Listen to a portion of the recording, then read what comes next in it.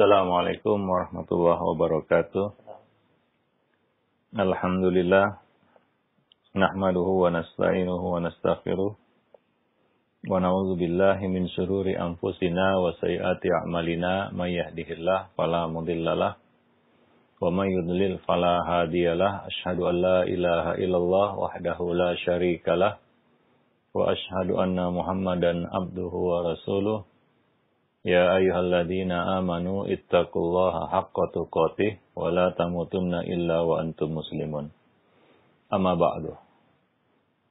Pemirsa pemerhati roja kaum muslimin dan muslimat rahimani wa rahimakumullah.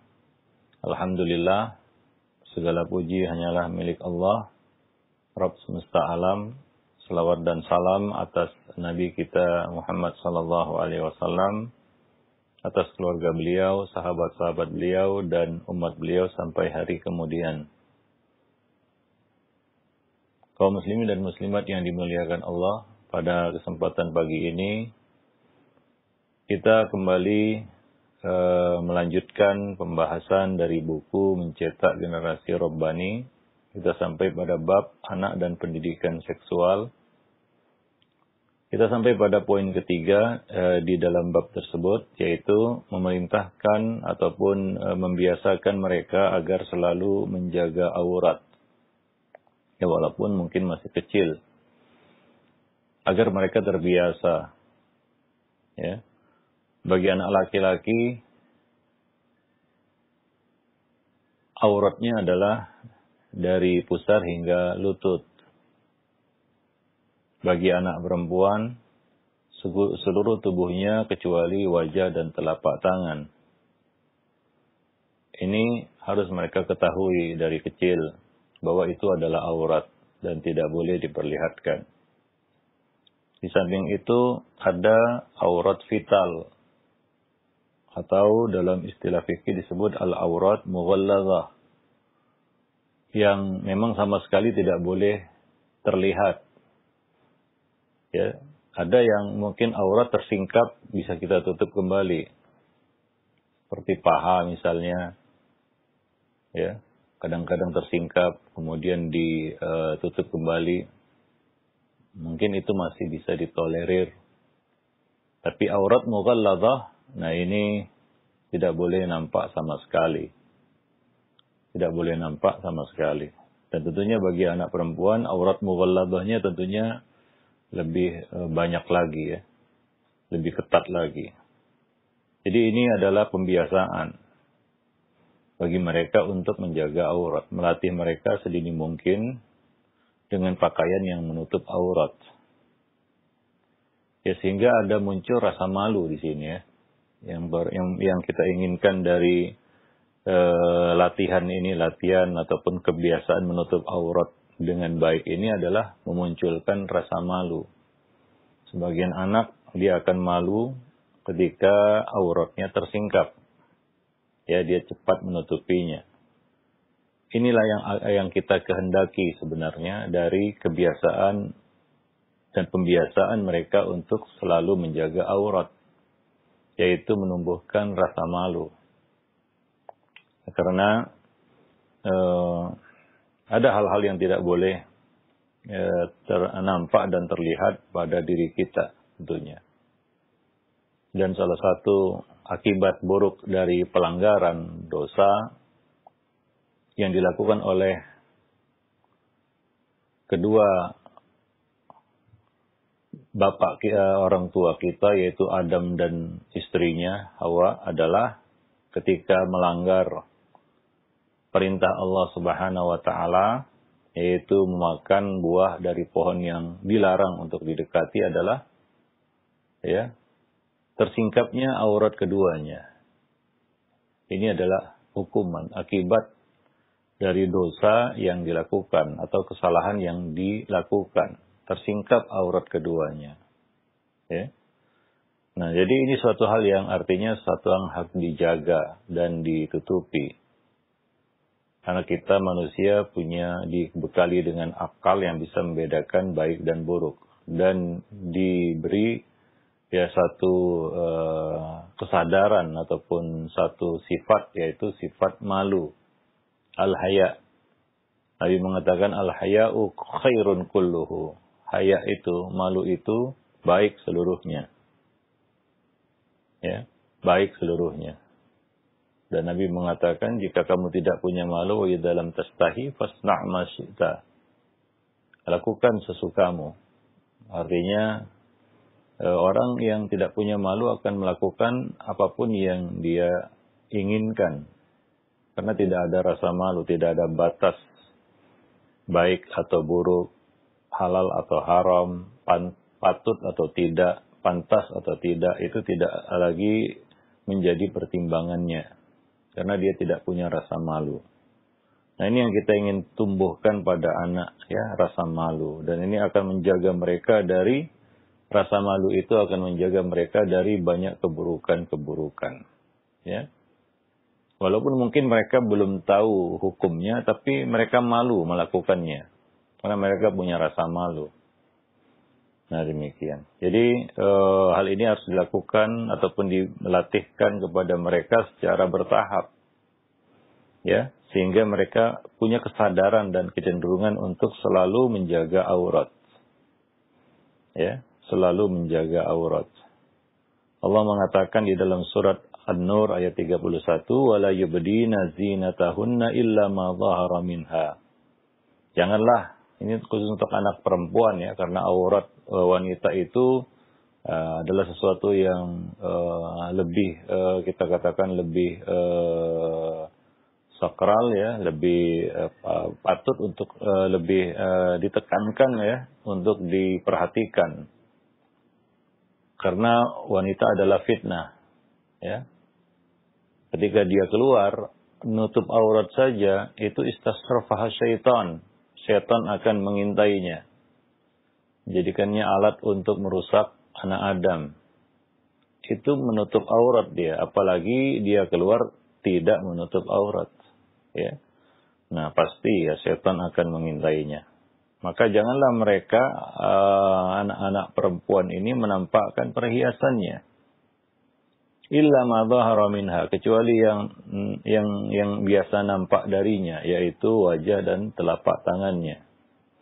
Begitu tafsiran yang kita dapati di buku-buku tafsir ya dari beberapa sahabat ya, bahwa yang dimaksud dengan illa ma dhahara minha adalah yang dikecualikan di sini adalah wajah dan telapak tangan.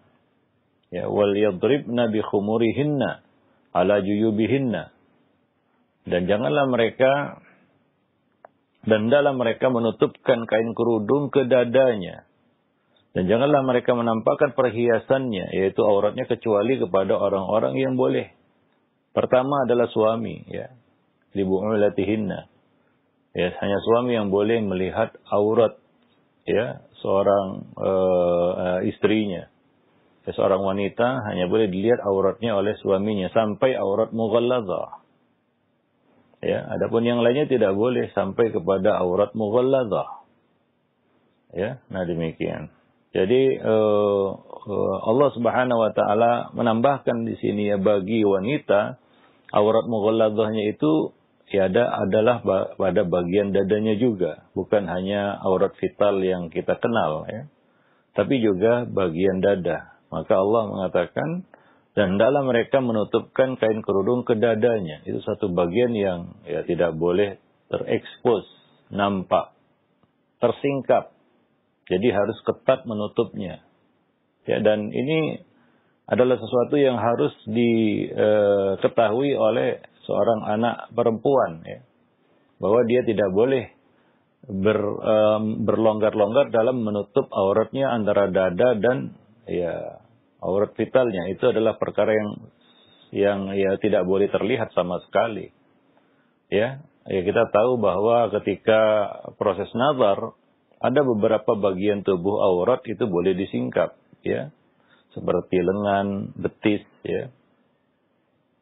Tapi itu ya kita katakan bagian-bagian vital tidak boleh, ya. Tidak dengan alasan apapun, kecuali dengan ya suatu yang menghalalkannya, yaitu akad pernikahan. suami yang hanya boleh melihat aurat vital ini, ya. Orang tua saja tidak boleh. Ketika anak ini, ya, seorang wanita sudah dewasa, tidak boleh terlihat aurat vitalnya. Sampai orang tuanya saja tidak boleh. Wanita-wanita yang lainnya tidak boleh. Hanya suami yang boleh melihat itu. Nah, ini maka harus ketat dan betul-betul memperhatikan bagian-bagian tersebut. Ya, nah, mereka harus punya kesadaran di situ. Demikian pula Allah Subhanahu wa taala mengatakan, ya ayuhan nabi qul li azwajika wa banatika wa nisa'il mu'minin yudnina 'alaihinna min jalabibihinna. Wahai nabi, katakanlah kepada istri-istrimu, anak-anak perempuanmu dan istri-istri orang-orang yang beriman, hendaklah mereka menutupkan jilbabnya ke seluruh tubuh mereka. Ya. Jadi mengajarkan kepada anak-anak kita, terutama anak perempuan, ya. Nah, ini harus ekstra perhatian ya orang tuanya untuk agar betul-betul bisa menutup aurat dengan benar. Ya. Bagaimana cara menutup aurat dengan benar? Ada kriteria dan ketentuan-ketentuan khusus bagi kita katakan wanita, ya. Seperti misalnya tidak boleh transparan atau tembus pandang.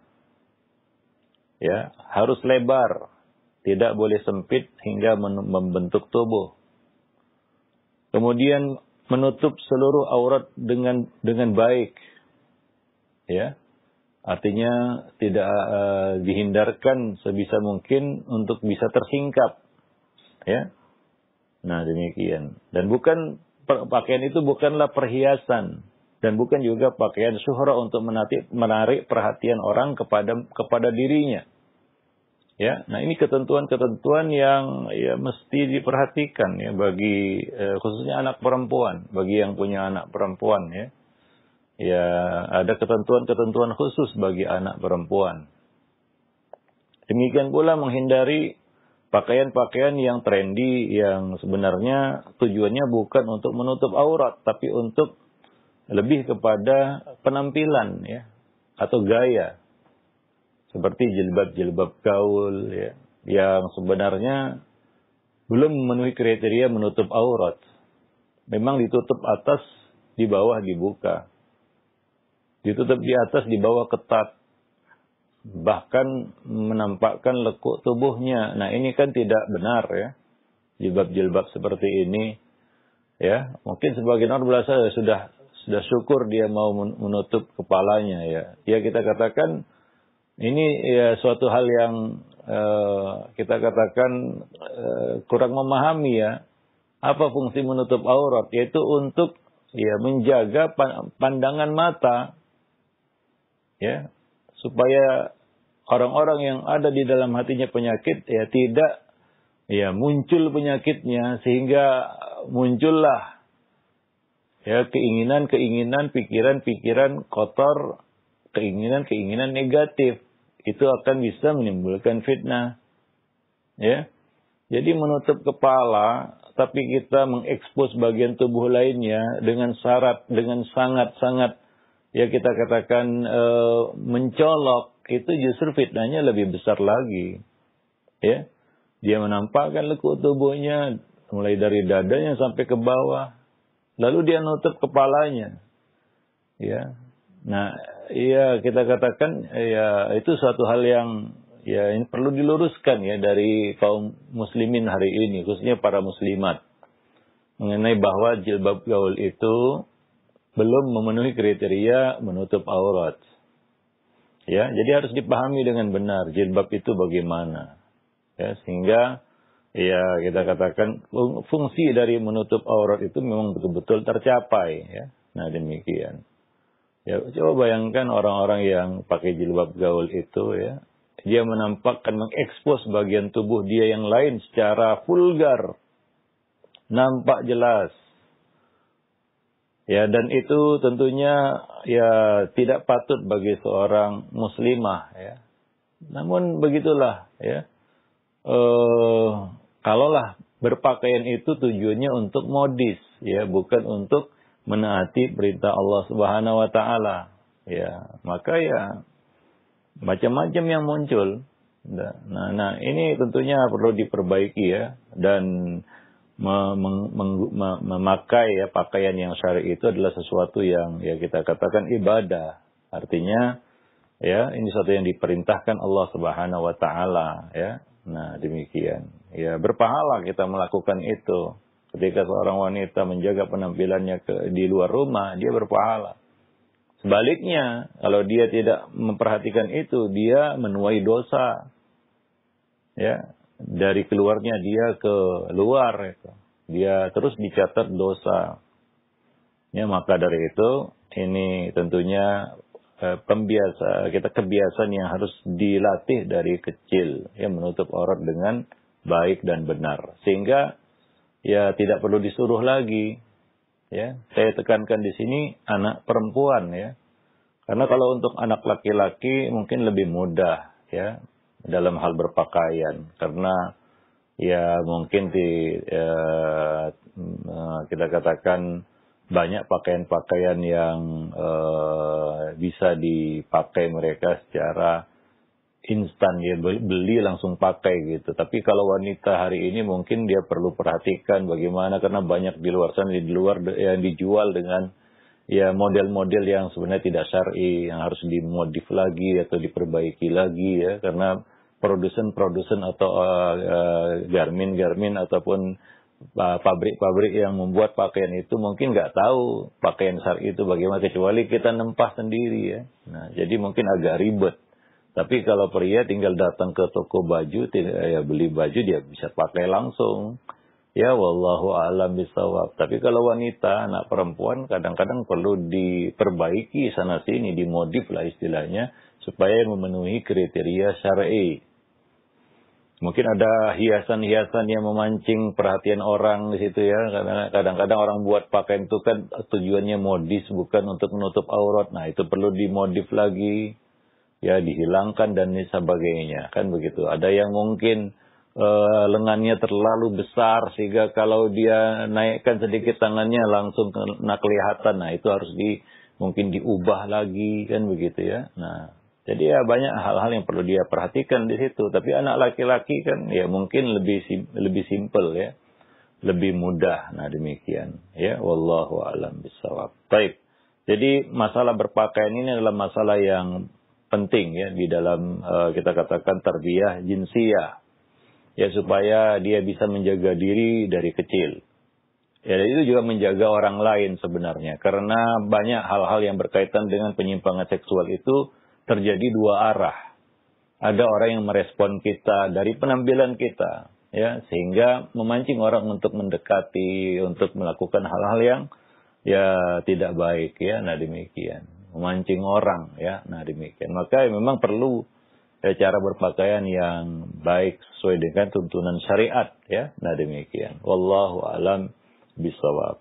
Dan tentunya tadi kita sebutkan ya bahwa salah satu tujuan kita mendisiplinkan anak-anak kita di dalam berpakaian adalah untuk menumbuhkan rasa malu pada dirinya.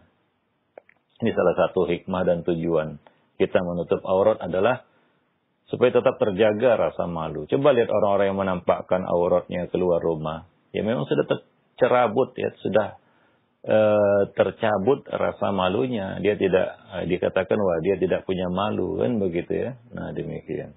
Hingga ya di sini coba lihat ketika misalnya lah seorang wanita keluar rumah dengan memamerkan auratnya ya tanpa rasa malu. Siapa yang malu? Orang yang melihatnya malu.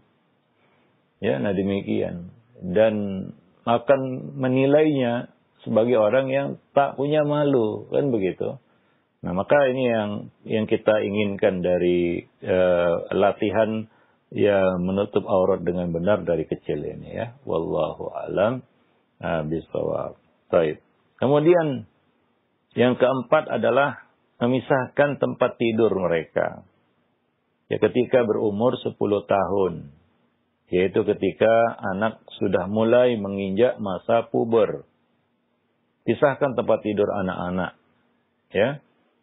Laranglah mereka tidur di ranjang yang sama atau pada satu kamar tidur. Apalagi di dalam satu selimut, itu tentunya dilarang ya.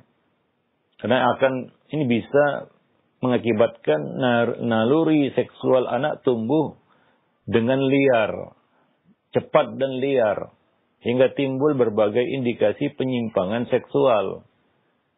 Ya, nah itu ya kata orang kejahatan itu terjadi bukan karena ada niat saja, tapi ada kesempatan. Begitulah ya kira-kira ya. Nah demikian juga di sini ya, penyimpangan seksual itu kadang-kadang karena ada kesempatan, bukan hanya karena ada keinginan ya, tapi ada kesempatan di situ. Maka Nabi SAW ya melarang ya kita untuk menyatukan mereka ketika berumur 10 tahun dalam satu tempat tidur. Ya, muru auladakum bis-salati wa hum abna'u sab'i sinin. Wadribuhum 'alaiha wa hum abna'u asyri sinin. Wa farriqu bainahum fil madaji'. Perintahkanlah anak-anakmu untuk mengerjakan salat ketika berusia 7 tahun. Pukullah karena meninggalkannya ketika berusia 10 tahun. Dan pisahkanlah tempat tidur mereka, yaitu antara anak laki-laki dan anak perempuan. Ya, kalau bisa bukan hanya pisah ranjang, dipisahkan tempat tidurnya, tapi juga pisah kamarnya. Ada kamar anak laki-laki, ada kamar anak perempuan. Ya, nah demikian. Jadi dipisah ruangannya. Itu yang idealnya ya. Nah, itu yang terbaik ya. Nah, jika tidak mungkin ya minimal itu dipisahkan ranjangnya. Nah, meskipun ya serapat apapun mereka sebagai saudara mungkin ya. Wah, mereka ini saudara, iya. Mereka saudara, tapi ya naluri seksual itu bisa muncul kapan saja. Seperti kita sebutkan tadi, ketika ada kesempatan. Ya, walaupun tidak ada keinginan, kadang-kadang ya kita katakan orang mencuri nggak ada keinginan, tapi ketika terbuka kesempatan dia melakukannya. Sebaliknya ada keinginan tapi tidak terbuka kesempatan, dia tidak jadi melakukannya karena tidak terbuka kesempatan. Maka dari itu ya Nabi memerintahkan kita untuk memisahkan tempat tidur mereka. Ya, karena mereka sudah di 10 tahun ke atas sudah dikatakan masa pra-remaja istilahnya. Ya, kalau kita mengacu kepada pembagian usia yang dikeluarkan oleh Departemen Kesehatan RI. Ini pra-remaja. Ya, dia sudah mulai menginjak usia puber. Ya, sudah mengerti lawan jenis. Ya, sudah mulai menunjukkan kematangan pada akalnya, sudah bisa menalar dengan baik. Ya, nah di sini kita harus ya tentunya harus memiliki pengetahuan yang baik tentang anak remaja, sehingga ada buku khusus kita tulis yang berjudul ya yang kita rencanakan untuk terbit, yaitu tips mendidik anak remaja. Karena ini ada satu bab khusus ya untuk menangani anak remaja. Ya, anak-anak di masa prapuber, puber dan dewasa, ya. Nah, itu tidak sama dengan memperlakukan anak-anak basuta bawah 10 tahun. Berbeda, ya. Nah, demikian. Karena dia sudah mulai menunjukkan kematangan akalnya. Ya, dia sudah bisa menalar dengan sempurna dan sudah muncul naluri seksualnya. Ya, sebentar lagi dia mimpi basah. Ya. Ini suatu kita katakan fenomena yang terjadi pada anak laki-laki atau anak perempuan. Ya, sebentar lagi dia sudah haid, tubuhnya sudah matang, ya, menjelang matang. Ya, ada dorongan-dorongan di sana. Ini harus kita pahami. Ya, mereka bukan kanak-kanak lagi ya. Kalau anak-anak ya mungkin belum ada dorongan itu.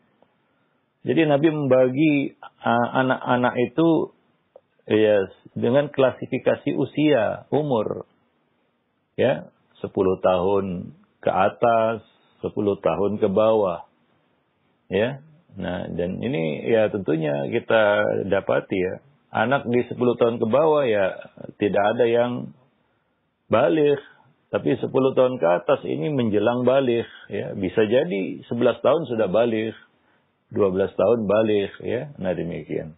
Tapi 10 tahun ke bawah itu dipastikan belum baligh, ya. Nah, jadi beda kita memperlakukan dan melakukan satu kita katakan pendidikan kepada mereka, treatment pendidikan kepada mereka, ya, harus dibedakan. Maka Nabi memisahkan itu 10 tahun ke atas, pisahkan ranjang mereka.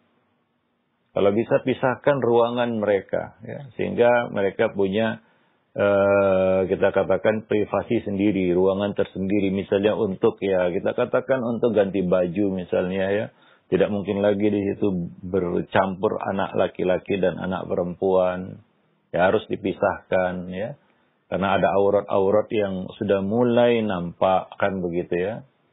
Ya, dan gairah-gairah yang sudah mulai muncul karena tubuh mereka sudah mendekati matang, ya, sudah mau matang begitu, ya. Nah, demikian. Jadi, ya, ini harus diketahui oleh para orang tua. Ya, mau tidak mau, ya, apalagi sudah baligh anak itu harus dipisah ruangannya, ya. Nah, itu adalah kewajiban orang tua untuk, ya, bagaimana caranya supaya itu bisa diwujudkan, ya. Nah, supaya bisa diwujudkan, ya. Wah, Ustadz, rumah saya kecil, ya, bagaimanalah kita kalau bisa, ya, kita modifikasi rumah kita supaya ada ruangan untuk anak laki-laki dan anak perempuan. Bagi yang punya anak laki-laki dan perempuan, ya, kalau anaknya laki-laki saja atau perempuan saja mungkin, ya, masalah ini mungkin tidak muncul. Tapi kalau ada anak laki, anak perempuan dan berdekatan usianya, nah ini memang harus, ya, ekstra hati-hati para orang tua, ya. Nah, demikian. Artinya mengusahakan bagaimanapun supaya bisa, ya, dia ada dua ruangan yang terpisah. Karena anak perempuan misalnya dia sudah baligh, ya. Ya, di satu kamar dengan anak laki-laki itu kan sangat susah dan sulit. Mereka harus, ya, ganti baju misalnya, atau, ya, waktu-waktu istirahat mereka melepaskan pakaiannya. Nah, ini kan akan agak repot, ya, bagi mereka untuk saling menjaga. Nah, demikian. Wallahu a'lam bishawab. Baik, jadi ya, perkara itu harus diperhatikan, yaitu masalah ruangan, ya, dan kamar, ya, bagi anak-anak kita. Wallahu a'lam bishawab. Jadi jangan dikumpulkan terus sampai dewasa begitu. Itu sangat-sangat tidak baik. Ya, wallahu a'lam. Yang kelima, jauhkan anak dari ikhtilat.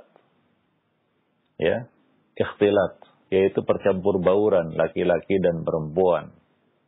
Ya, banyak sekali kerusakan dan bahaya yang diakibatkan dari ikhtilat. Ya, kita sering mendengar anak usia sekolah dasar melakukan mesum dengan kawan laki-lakinya, muda-mudi yang, ya, kita katakan pergi berduaan, ya, akhirnya kecelakaan, kan begitu, ya. Nah, ini ikhtilat ini yang harus dihindari, ya, berdua-duaan laki-laki dan perempuan, ya. Tadi kita sebutkan, kejahatan itu bukan terjadi karena ada keinginan, tapi karena ada kesempatan. Kesempatan untuk berbuat tidak senonoh ketika berdua itu antara laki-laki dan wanita itu sangat besar peluangnya. Ya, ada kesempatan di situ. Ya, penjahat itu ada keinginan, nggak ada kesempatan, mungkin dia gagal berbuat jahat. Tapi, ya, ini bukan penjahat, tidak ada keinginan, tapi ada kesempatan. Ya, keinginan itu bisa saja sekonyong-konyong muncul. Yang namanya keinginan, ya, bisa sekonyong-konyong muncul, ya. Tapi kesempatan kan tidak setiap waktu terbuka begitu. Maka jangan buka-buka kesempatan. Jangan cari-cari kesempatan, ya, karena keinginan itu akan menyusul cepat sekali. Nah, maka dari itu, ya, hal-hal yang bisa membuka kesempatan itu dalam Islam dilarang. Di antaranya adalah ikhtilat. Ya, nggak bisa kita katakan, wah, anak saya, Ustaz, bisa menjaga diri, ya, itu boleh dikatakan omong kosong. Karena rata-rata, ya, kecelakaan di luar nikah itu terjadi karena ikhtilat. Orang tua membiarkan anaknya pergi berduaan dengan lawan jenisnya, ya. Nah, akhirnya terjadi ya hal-hal yang tidak diinginkan ya. Nah, demikian. Nah, ini yang kita tidak inginkan pada anak-anak kita. Maka dari itu dari kecil itu diawasi supaya tidak ada ikhtilat.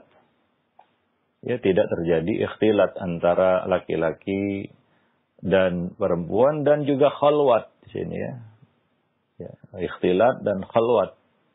Ya, bercampur bauran dan juga berdua-duaan ya. Nah, yang harus dihindari karena keduanya ikhtilat dan khalwat ini bisa menggiring mereka kepada perbuatan keji ya. Wallahu a'lam bishawab. Baik. Nah, kemudian yang keenam ya, Nabi menyebutkan dalam hadis bahwa tidaklah seorang laki-laki berduaan dengan seorang perempuan melainkan ya, orang ketiganya adalah syaitan. Artinya syaitan leluasa untuk membisiki keduanya melakukan sesuatu yang mungkin tidak ada keinginan sebelumnya. Tapi kesempatan dibuka, mereka buka sendiri, maka syaitan dengan leluasa untuk membisikkan keinginan-keinginan buruk itu. Pikiran-pikiran kotor itu. Ya, nah demikian. Wallahu a'lam bishawab. Baik. Kemudian, ajarkan surat An-Nur saat menginjak dewasa. Ya, menjelang masa puber. Ya, indikasi seksualitas pada diri anak sudah mulai nampak sedikit demi sedikit. Maka buatlah proteksi ya yang berupa penjagaan kejiwaan dan pertahanan keimanan dalam diri anak-anak kita supaya mampu mengendalikan nalurinya dari berbuat keji ya, liwat, zina dan sejenisnya ya. Nah demikian. Maka dari itu ya, surat An-Nur ini perlu ya diajarkan kepada anak-anak remaja khususnya ya, supaya mereka tahu misalnya tentang menutup aurat dengan benar. Ya, tentang menundukkan pandangan, ya tentang ya kita katakan pentingnya mengenali mahram misalnya, ya.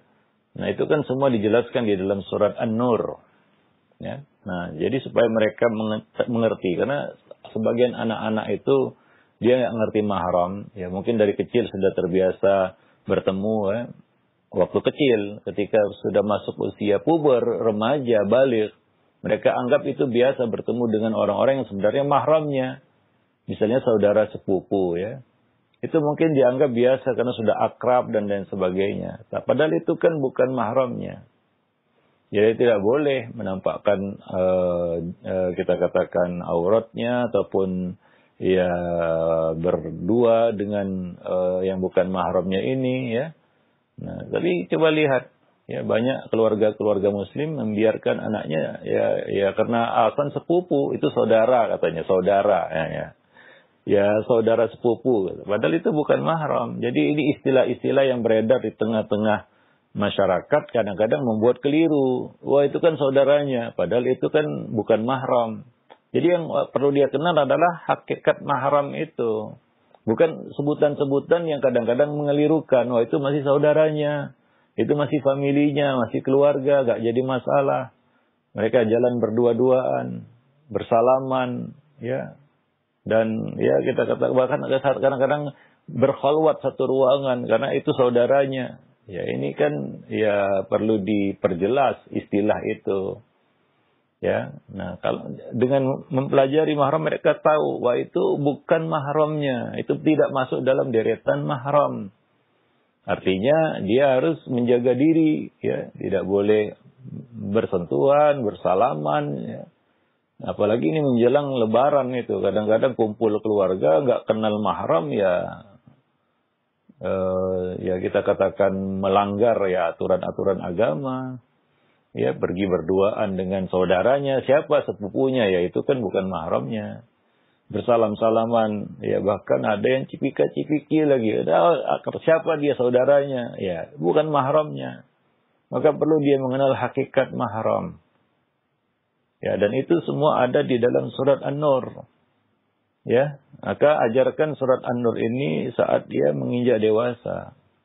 Karena banyak syarat pelajaran yang kita dapat berikan kepada mereka dari surat tersebut ya seperti tadi kita sebutkan ya perintah untuk menjaga aurat, menundukkan pandangan, ya kemudian hal-hal yang berkaitan dengan hubungan laki-laki dan perempuan, kemudian juga tentang penjelasan mahram, ya itu ada di dalam surat An-Nur tersebut, ya. Nah demikian. Wallahu a'lam bishawab.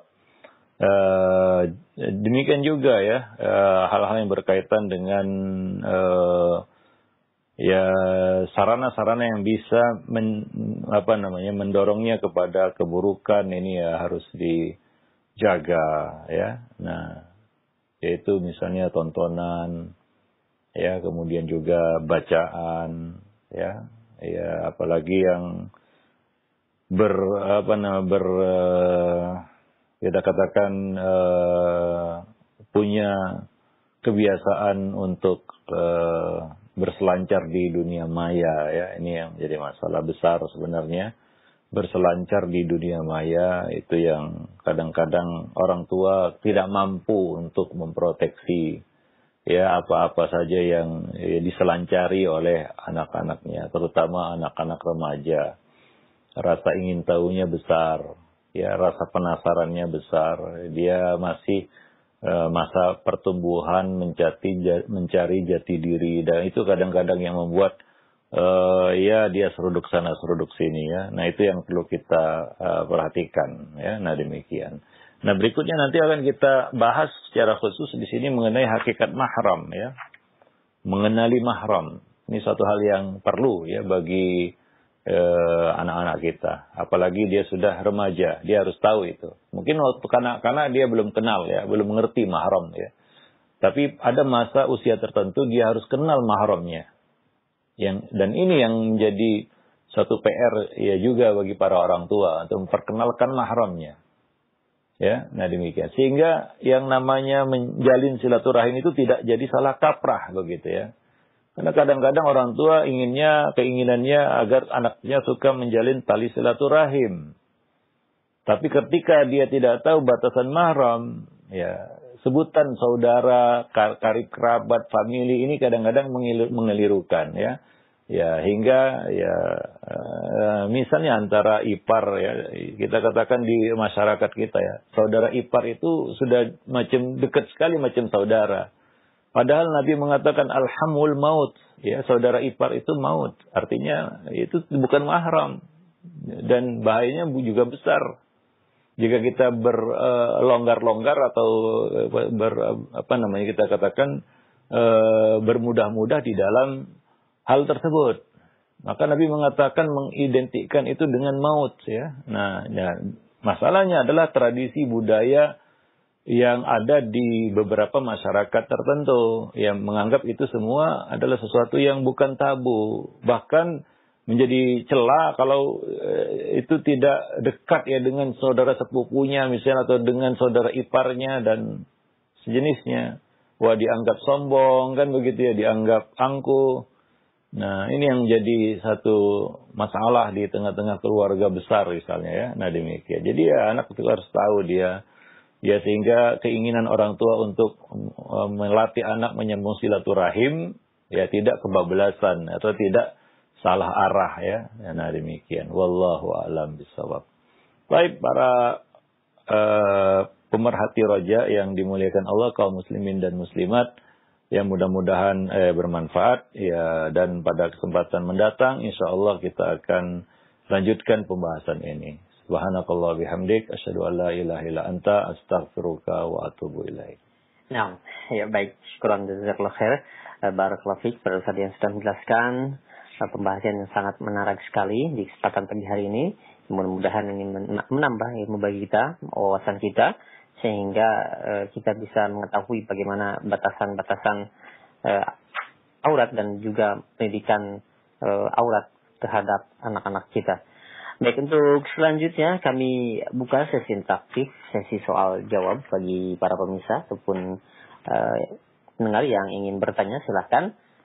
Baik, yang pertama kami ajukan ada pertanyaan Ustaz.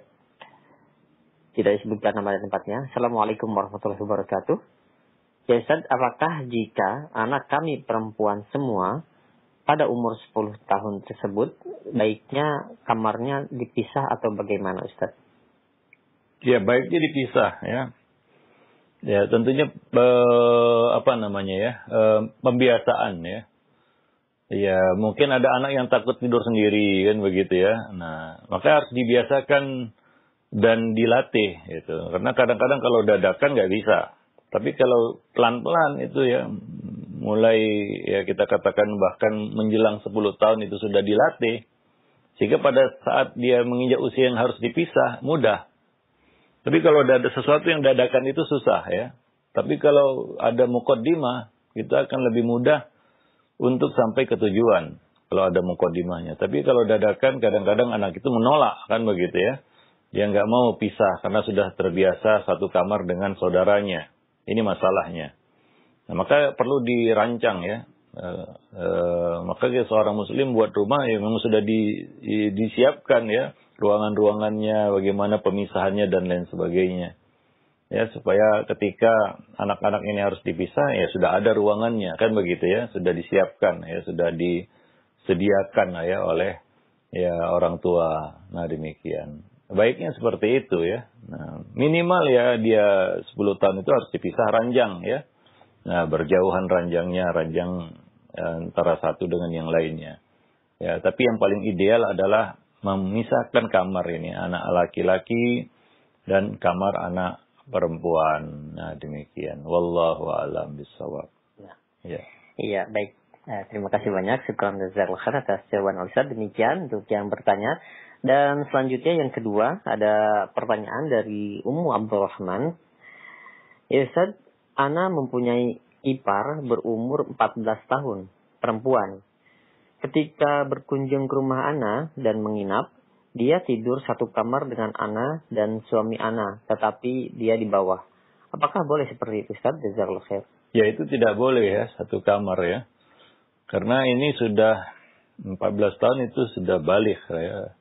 Rata-rata sudah balik 14 tahun atau menjelang balik ya. Sudah waktunya dipisah ya, sebenarnya dan tidak boleh dia berada satu kamar dengan saudara iparnya ya. Nah, demikian. Tadi Nabi mengatakan alhamul maut. Ya, ipar itu justru maut ya. Karena kita katakan batas-batas yang mungkin dianggap tidak ada, itu membuat orang lupa batas. Ya, dianggap saudara, kayak dianggap dekat, padahal sebenarnya itu bukan mahram. Nah, jadi ini berbahaya ketika batas-batas itu menjadi tidak jelas ya, ataupun menjadi samar. Maka tidak boleh itu dilakukan. Dia harus berada di ruangan yang lain ya. Nah, demikian. Apalagi tidur malam ya. Nah, ya tidur siang, tidur malam sama aja ya. Ya, tidur malam kan waktunya lebih panjang dan ya kita katakan waktu tidur ya namanya aurat bisa saja tersingkap dan lain sebagainya. Jadi banyak bahayanya itu ya. Besar bahayanya. Maka itu tidak boleh dilakukan. Wallahu a'lam bishawab. Nah. Iya, baik, terima kasih banyak. Kurang atas jawaban Ustaz. Demikian. Dan selanjutnya ada pertanyaan, 2 pertanyaan senada, di antaranya dari Imam yang berada di Bandung dan penanya yang lainnya. Pertanyaannya, Ustaz, mulai usia berapakah sebaiknya anak itu mulai diajari untuk menutup aurat? Apakah benar di negeri Arab sana, terutama mungkin di Saudi, jika anak-anak baru umur prasekolah atau seumuran SD, itu mereka tidak disarankan untuk memakai jilbab ketika di sekolah. Karena alasannya khawatir ketika masuk usia balik mereka akan bosan ketika untuk melakukan hal tersebut. Nah, benarkah hal tersebut Ustaz? Saya tidak tahu ya, tidak pernah hidup di sana ya. Ya, artinya ya kebiasaan di satu negeri itu kan bukan standar hukum ya. Nah, seperti di sini juga kan berbeda budayanya di sini dengan di sana kan gitu. Tapi Islam punya aturan. Ya mesti kita ikuti kan begitu ya. Nah, demikian. Jadi menutup aurat ya, melatih anak untuk menutup aurat ya sedari ya kecil ya, ketika dia sudah bisa mumayyiz, sudah berada di usia tamyiz. Usia tamyiz ini ya macam-macam ya. Tamyiz itu adalah fase usia di mana anak itu bisa fahimal khitab, memahami perkataan dan raddul jawab, bisa menjawab pertanyaan. Berarti dia sudah paham. Maka sudah mulai bisa diperkenalkan, walaupun dia tidak ketat ya, tapi ya dia diperkenalkan menutup aurat ya. Misalnya memakai baju panjang, memakai kerudung ya. Ya walaupun ya kadang-kadang anak-anak ya kadang-kadang dia panas dibukanya kan begitu ya. Ya anak-anak ya, namanya anak-anak. Sama kita suruh dia sholat. Nabi memerintahkan, muru auladakum bis shalah. Ya, bagi anak perempuan sholat kan menutup aurat. Artinya ya harus dilatih. Ya, hal-hal ini juga berkaitan dengan sholat. Misalnya istinja, berwudu. Itu kan semua kaitannya dengan sholat. Menutup aurat. Ya, itu makna dari muru auladakum bis shalah. Banyak hal-hal penyerta yang harus juga kita latihkan kepada anak, yang kita suruhkan kepada anak. Ya, kemudian bukan hanya sholat saja ya, dia dilatih untuk bisa bersuci kan begitu ya. Nah, supaya dia tahu ini najis, ini suci, ya, hingga dia bisa beristinja dengan baik itu dari kecil. Ya, kemudian juga menutup aurat, karena sholat kan menutup aurat. Ya, maka dia dilatih untuk menutup aurat ketika dia mengerjakan sholat. Artinya menutup aurat juga masuk bagian, include dia di dalam latihan itu. Ya, 7 tahun itu maksimal sebenarnya. Artinya ya jangan sampai lebih dari itu baru kita ajari dia cara nutup aurat. Karena ketika dia sudah masuk usia balik, dia wajib itu. Dia wajib menutup aurat. Sudah wajib hukumnya. Sudah jatuh hukum atasnya. Karena dia sudah mukallaf.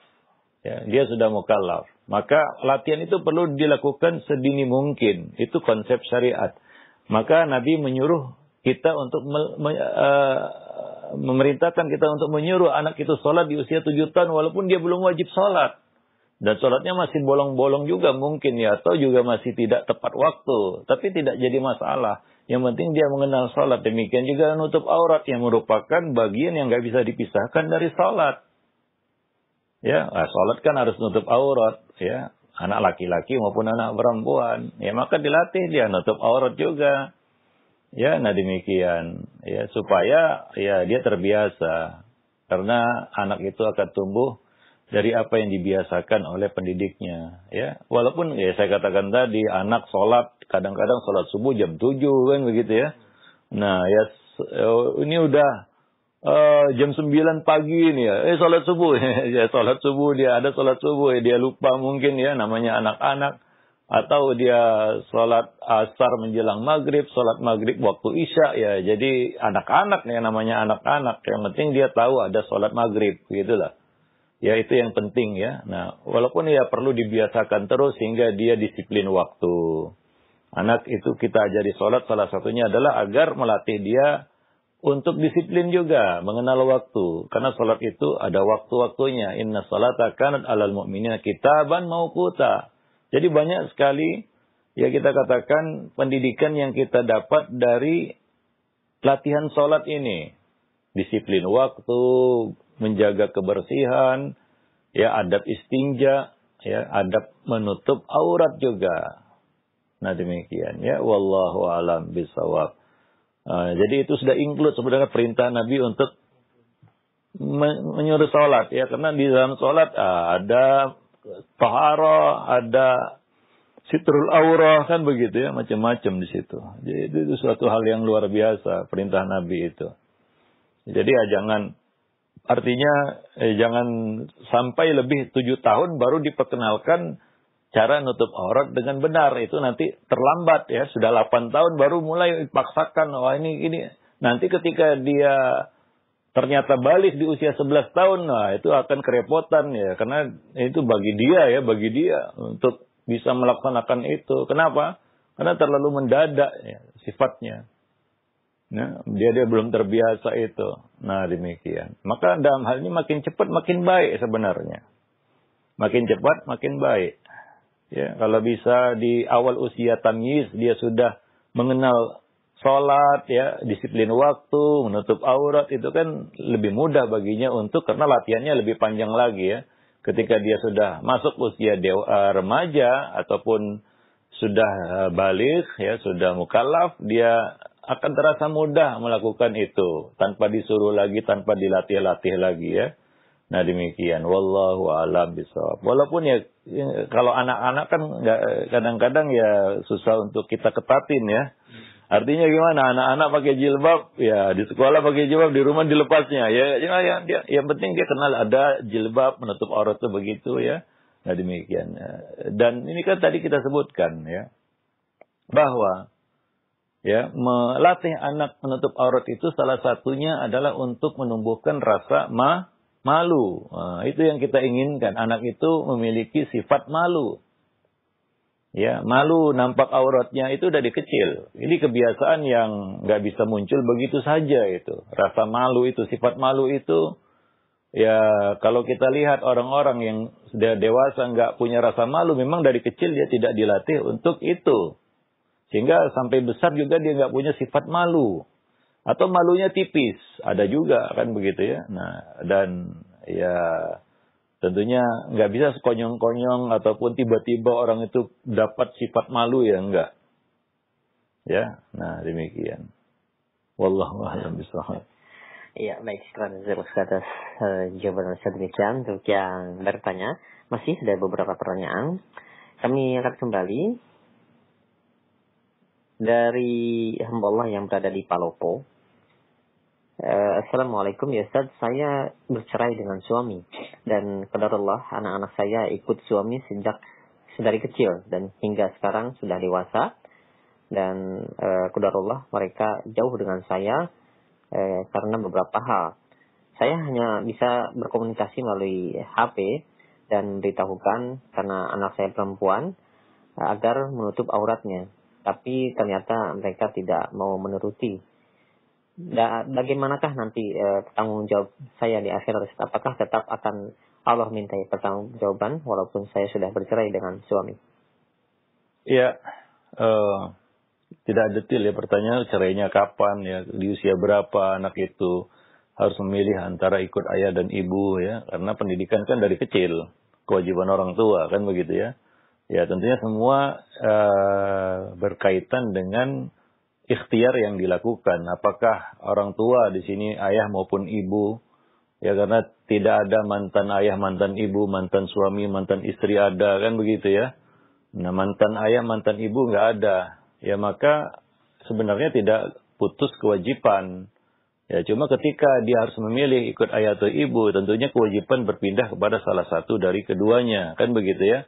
Ya, walaupun kita sebagai orang tua tidak boleh juga melepas begitu saja. Artinya harus dipantau dan punya hak ya untuk intervensi di situ. Misal ada sesuatu yang tidak kita inginkan, ya bahkan boleh digugat ya untuk berpindah hak asuh itu karena anak tumbuh menjadi sesuatu yang tidak baik di tangan ayahnya misalnya atau di tangan ibunya.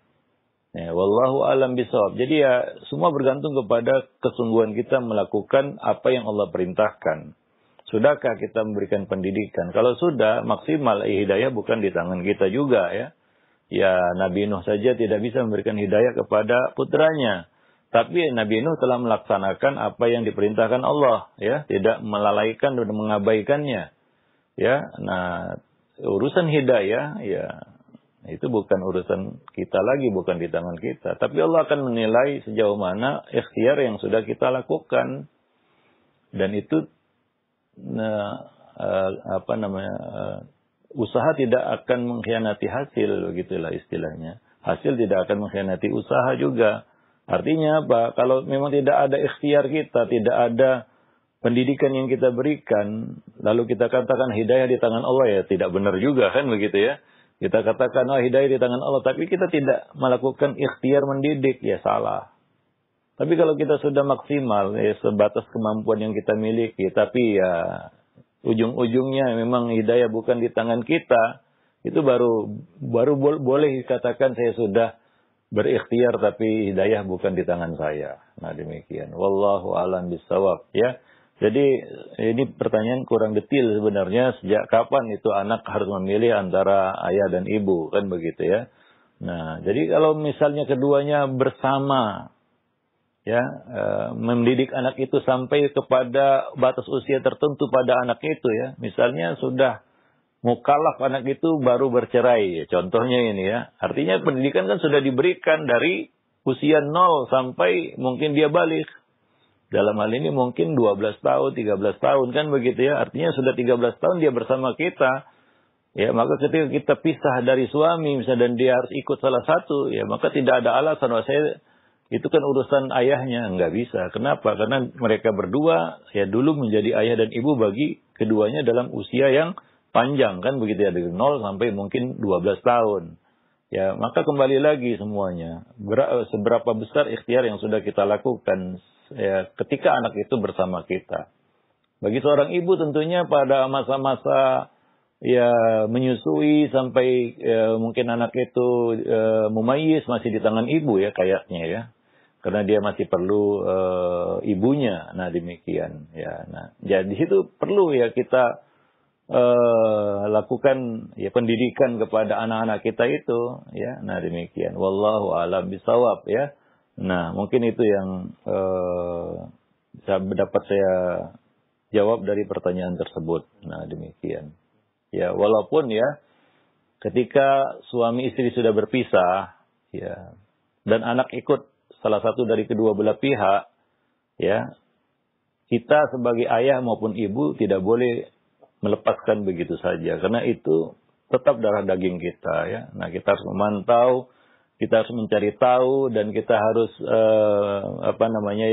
memeriksa juga ya apakah ayahnya sudah melakukan pendidikan dengan baik ya. Kalau tidak ya maka dalam hal ini ya boleh mengajukan gugatan ya, misalnya mengangkatnya ke mahkamah ya, melaporkan bahwa ayah misalnya mendidik anak kepada hal yang buruk ya. Misalnya contohnya lah ayahnya membiarkan anak itu jatuh ke dalam jurang narkoba misalnya. Apakah ibunya diam? Ya tidak boleh ya, dia harus melakukan tindakan ya. Nah, demikian supaya anak itu selamat kan. Ya, anak tetap anak keduanya ya. Enggak ada mantan anak, mantan ayah, mantan ibu enggak ada. Ya, nah itu akan tetap melekat sampai ya, dan tanggung jawab tetap ada lah ya, kita harus merasakan tanggung jawab itu. Nah, demikian. Jangan ya kita seolah-olah ya anak itu menjadi korban perceraian ya. Ya, artinya salah satu atau kedua belah pihak tidak mau tahu terhadap anak hasil perkawinan sebelumnya atau perkawinan yang bubar itu, yang karam itu. Nah, jangan sampai anak juga jadi korban dari pernikahan rumah tangga yang bubar itu. Nah, karena keduanya tetap punya tanggung jawab sebagai ayah dan ibu. Wallahu a'lam bishawab. Iya, baik. Syukran jazakallahu atas jawaban Ustaz. Demikian untuk yang bertanya. Dan kembali kami ajukan pertanyaan di layanan pesan singkat. Ustaz, saya memiliki ibu dan ibu saya memiliki adik laki-laki dan dia juga mempunyai anak perempuan. Artinya bapak saya menikahi seorang janda dan tentunya itu bukan ibu kandung saya. Nah, anak yang perempuan itu apakah mahram bagi saya Ustaz ketika dinikahi oleh ayah saya? Ya, itu nanti ya penjelasannya pada pertemuan yang berikutnya insyaallah ya. Oh, gitu, Ustaz. Tentang penjelasan mahram ya. Nah, mungkin sampai di sini dulu ya pertemuan kita pada kesempatan pagi ini, waktunya sudah habis. Dan mudah-mudahan kita bisa bertemu di pekan depan insyaallah, Selasa depan. Subhanakallah bihamdik asyhadu an la ilaha illa anta astaghfiruka wa atubu ilaik. Assalamualaikum warahmatullahi wabarakatuh.